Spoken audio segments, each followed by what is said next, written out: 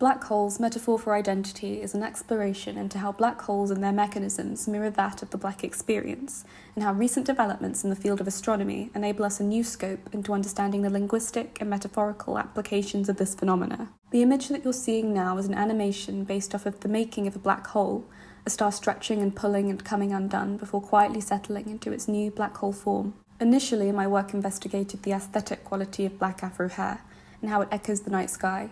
Then, in the process of my examination, the work expanded into a deeper look into the structures that govern our universe, and on a smaller scale, contemporary Western society, a product-made material largely in part to black labour. Naturally, in exploring this idea, I looked at the work of Sonia Boyce, in particular her work Afro Hair from 1994, which to me looks like an animal skin rug in its arrangement on the floor, alluding to a split between the actual floor and this hairy mass. The socio-historical weight of such a bold visual display is much too heavy to sustain its form and so inevitably surrenders to its load, becoming a black hole. I took notes, frantically trying to understand my thoughts, feelings, ideas, and positions in this space. I explored the visual breakdown of time in this newly formed black hole through Kishio Suga, then its anatomy in reference to Sengen Engudi, and how I might express these ideas physically through Hans Hack and Roger Hyons.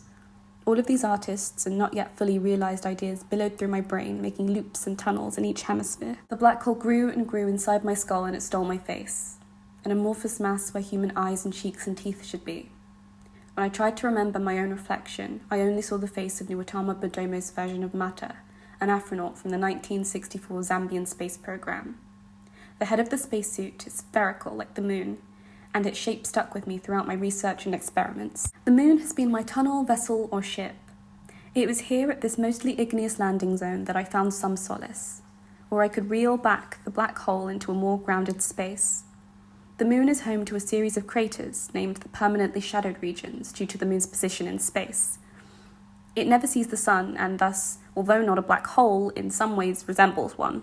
I experimented with bath space by playing a clip of Hannah Black's 2014 work My Bodies, where we see a series of details from faces of middle-aged men with the overlay, not seen here, of borrowed audio from black female musical artists saying my body. This led me to investigate further the image of draining and of holes, which has been looked at by Sam Cogue in his work Not Worm, where he explores various holes. I tried to make a bathtub using masking tape. It seemed like an interesting idea to take something that dissolves in water and use it as the primary material to build something which holds water, and the end result of this experiment was a very un-bathtubby looking thing. I analysed bathtub's typical features. Usually white, usually holds water, and water is typically discarded through a drain hole once used. The water release swirls down the drain into a pipe system, arrives at a sewage treatment plant, and eventually runs back out into rivers and oceans. It's like an artificial eddy, a phenomena where water spins against the current, resulting in a pool or tunnel mathematically equivalent to that of a black hole. The masking tape bathtub did not work, and it would be too expensive for me to make or buy one, so I sat and contemplated how I might actualise this now extremely large concept into something tangible or at least visible.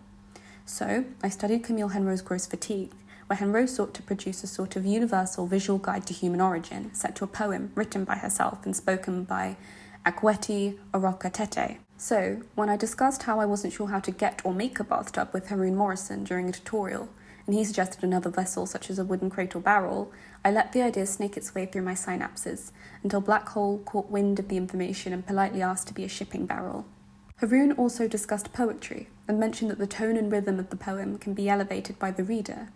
In response to this, I asked my cousin, Jarvan from St. Lucia, to record himself reading a poem that I had written based on this project. Here it is. It's the city, this black hole city. It's dandelions and long old oaks, pushing upward, never quite catching a kiss of sun. Its sky never quite blue, but a shade of something brilliant in its own right. With its armored streets and spit-spilled pavements, lost months at lampposts and late-night taxis that drive the ones who walk the road at dark. It's a special kind of place with its artisanate vibes, with its broken gutter pipes purging rain and chemicals, of fluffed black and blue like a foggy sky, two low lines, the corners of a grandmother's kitchen, and she smiles since she knows it lines her lungs too. Full stop. Following the work done prior, I felt that I was attached to a series of strings, each tied tight around my limbs, pulling in each and every direction.